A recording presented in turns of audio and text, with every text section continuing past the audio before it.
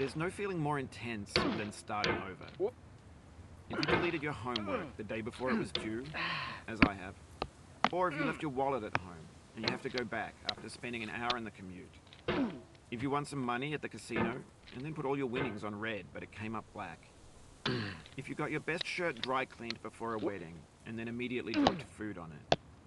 If you won an argument with a friend and then later discovered that they just returned to their original view. Starting over is harder than starting up. If you're not ready for that, like if you've already had a bad day, then what you're about to go through might be too much. Feel free to go away and come back. I'll be here. Alright, thanks for coming with me on this trip. I'll understand if you have to take a break at any point. Just find a safe place to stop and quit the game. And don't worry, I'll save your progress, always. Even your mistakes. This game is a homage to a free game that came out in 2002, titled Sexy Hiking. The author of that game was Jazzuo, a mysterious Czech designer who was known at the time as the father of B games. And B games are rough assemblages of found objects. Designers slap them together very quickly and freely, and they're often too rough and unfriendly to gain much of a following. They're built more for the joy of building them than as polished products. In a certain way, Sexy Hiking is the perfect embodiment of a B game. It's built almost entirely out of found and recycled parts, and it's one of the most unusual and unfriendly games of its time. In it, your task is simply to drag yourself up a mountain with a hammer. And that act of climbing, in the digital world or in real life, has certain essential properties that give the game its flavor. No amount of forward progress is guaranteed. Some cliffs are too sheer or too slippery. And the player is constantly, unremittingly in danger of falling and losing everything. Anyway, when you start Sexy Hiking, you're standing next to this dead tree that blocks the way to the entire rest of the game. It might take you an hour to get over that tree, and a lot of people never got past it. Prod and poke at it, exploring the limits of your reach and your strength, trying to find a way up and over. And there's a sense of truth in that lack of compromise. Most obstacles in video game worlds are fake. You can be completely confident in your ability to get through them once you have the correct method or the correct equipment or just by spending enough time. In that sense, every pixelated obstacle in Sexy Hiking is real. The obstacles in Sexy Hiking are unyielding, and that makes the game uniquely frustrating. But I'm not sure Jazzuo intended to make a frustrating game. The frustration is just essential to the act of climbing, and it's authentic to the process of building a game about climbing. A funny thing happened to me as I was building this mountain. I'd have an idea for a new obstacle, and I'd build it, test it, and it would usually turn out to be unreasonably hard. But I couldn't bring myself to make it easier. It already felt like my inability to get past the new obstacle was my fault, as a player rather than as a builder.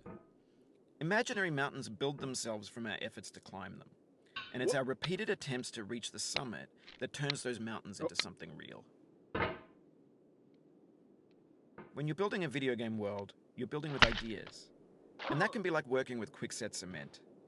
You mold your ideas into a certain shape that can be played with, and in the process of playing with them, they begin to harden and set until they're immutable, like rock. And at that point, you can't change the world, not without breaking it into pieces and starting fresh with new ideas. For years now, people have been predicting that games would soon be made out of prefabricated objects, bought in a store and assembled into a world. And for the most part, that hasn't happened, because the objects in the stores are trash. I don't mean they look bad or that they're badly made, although a lot of them are. I mean they're trash in the way that food becomes trash as soon as you put it in the sink. Things are made to be consumed and used in a certain context, and once the moment is gone, they transform into garbage. In the context of technology, those moments pass by in seconds. Over time, we've poured more and more refuse into this vast digital landfill that we call the internet.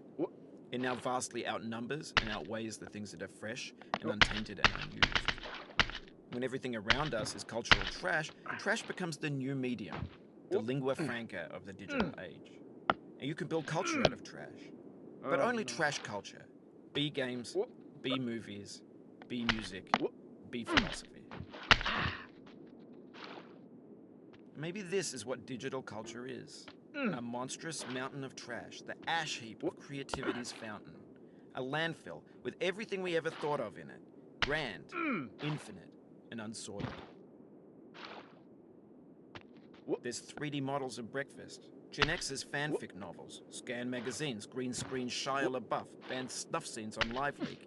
Facebook's got lifelike bots with unbranded adverts and candid shots of Kanye and Taylor Swift mashups, car crash epic failed GIFs, Russian dashcam vids, discussions of McRibs, discarded, forgotten, unrecycled, muddled, rotten, untitled.